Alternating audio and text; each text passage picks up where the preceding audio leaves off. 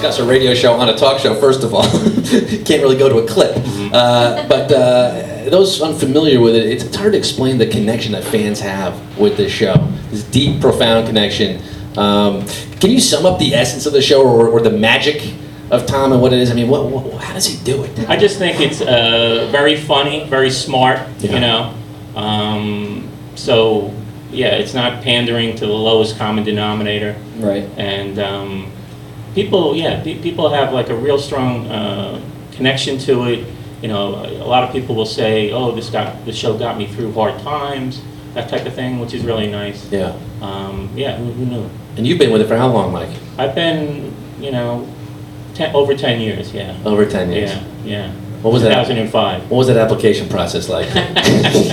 Well, basically, Tom was looking around. I got into a fight with him on his website, and I guess we sort of went back and forth, and then I never knew that. Yeah, we got into a debate over the merits of Dinosaur Jr.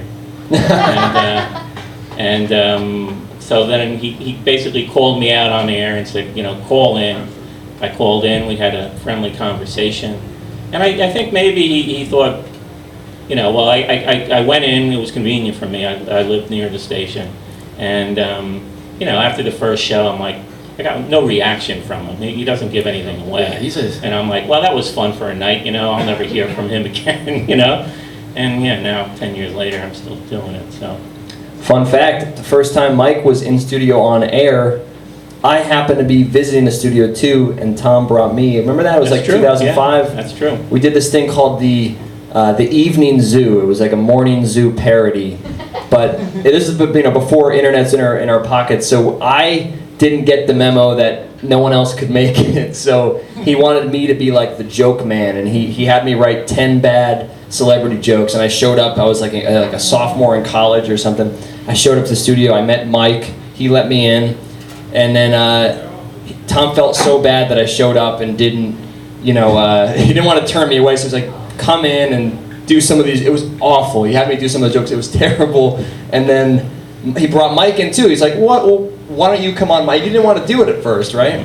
Yeah, I don't remember what episode that was either. I would have brought a clip of it. Mike's drank a lot of Coors Light in the last 10 years. I remember that we were involved with this, but I don't remember the specifics. That was my first time in the building. That was, wow. Yeah. And so it's been about 10 years for you being involved with the show. Sort of, yeah. That's when I met Tom, and it was super awkward, but I just remember him being so nice to like do that, you know? Yeah, he's good. He's good like that.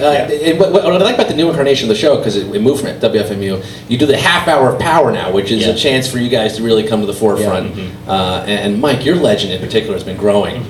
Well, yeah, I get a little spotlight in that show. Yeah. And I get to talk about things, you know, like, my heart was sinking when you were showing the video earlier, because believe it or not, I'm an NYU grad as well. Really? Yeah.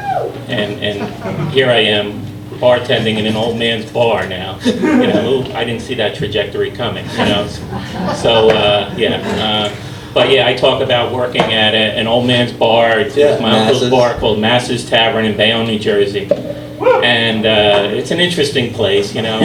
Yeah, I'm selling T-shirts in case, you know, people want to buy a T-shirt dedicated to this bar. This is the bar you work at. For whatever reason, people are buying. But how many T-shirts have you sold? I sold over 300 so far. 300 T-shirts for this bar. You know, I want to be the new cake boss, you know, and this was my attempt. Merchandising. But yeah, people aren't lining up, unfortunately. That's not happening yet. But yeah, a band came by yesterday. And of course, as soon as they walk through the door, I know they're Best Show fans because they don't look like my regulars, you know? So it's like deer in the headlights, and, you know, it's like, okay, you're Best Show fans, right? Yeah. Sometimes, you know, I get fooled. I had a couple come in from Toronto on Easter Sunday, right? You wouldn't expect somebody to visit a bar, you know? And they sat there for a long time. I thought they were fans, but, you know, I thought maybe, well, they're visiting relatives, they're new to the neighborhood.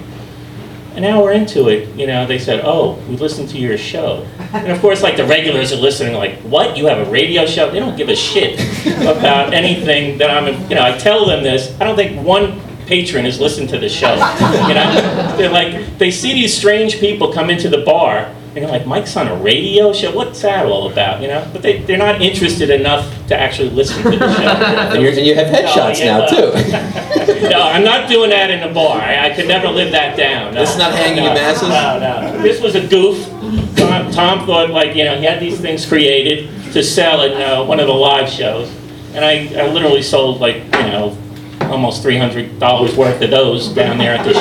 And that's the original one, which Yeah. actually has his phone number. Yeah. If anyone wants to write that down in the audience. Yeah. Take the number, ladies.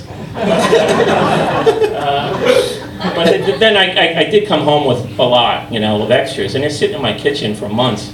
And then I said, you know, how do I get rid of these? And then I had started this Bandcamp page. You know, I did some song parodies. Yeah. I didn't even know about Bandcamp the day I did the song parody. And so I put them up on there as merch.